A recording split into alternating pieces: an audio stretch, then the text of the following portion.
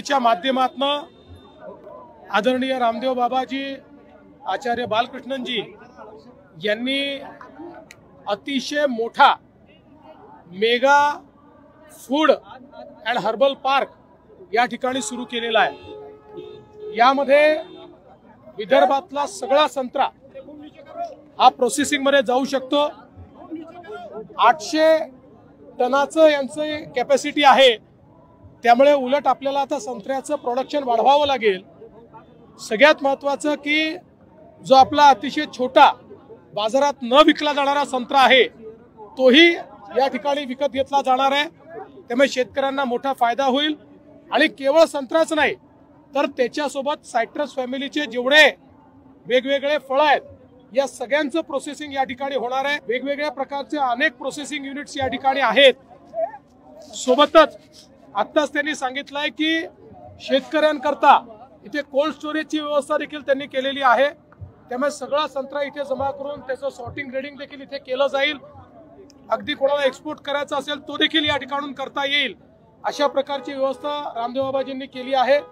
आणि याच सोबत आता इथे एक नर्सरी सुरू करून संत्र्याची क्वालिटी सुधारण्याकरता नवीन प्रकारचे सॅपलिंग्स तयार करायचे आणि त्यातनं चांगल्या प्रतीचा संत्रा तयार करायचा, हाही कार्यक्रम हातामध्ये घेण्यात येणार आहे। मला आज या गोष्टीचा विशेष आनंद आहे की बाबाजींनी ज्यावेळेस ही जागा घेतली होती आणि फुकटात घेतली नव्हती, टेंडर काढून त्या ठिकाणी पैसे भरून त्यांनी घेतली होती, त्यावेळी अनेक विरोधकांनी टीका केली होती।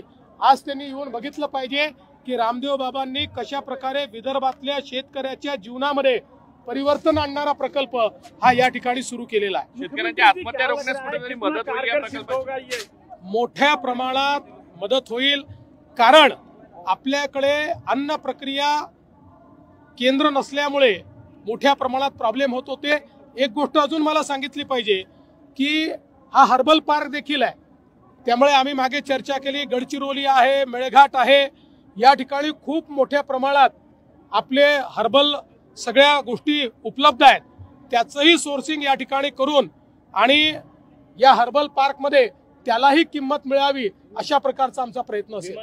धावपट्टीचं काम लवकर सुरू होतं। आता सगळ्या गोष्टी फायनली झालेल्या आहेत, फक्त आता हँडिंग ओव्हर करता सेंट्रलच्या कॅबिनेटला प्रस्ताव गेलाय, तो पुढच्या 15-20 दिवसात मान्य होईल आणि त्यानंतर काम वेगाने सुरू होईल।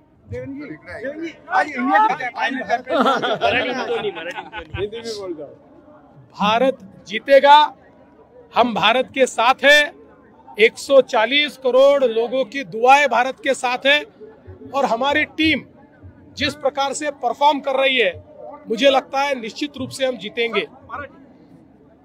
भारत नक्की ही मॅच जिंकेल।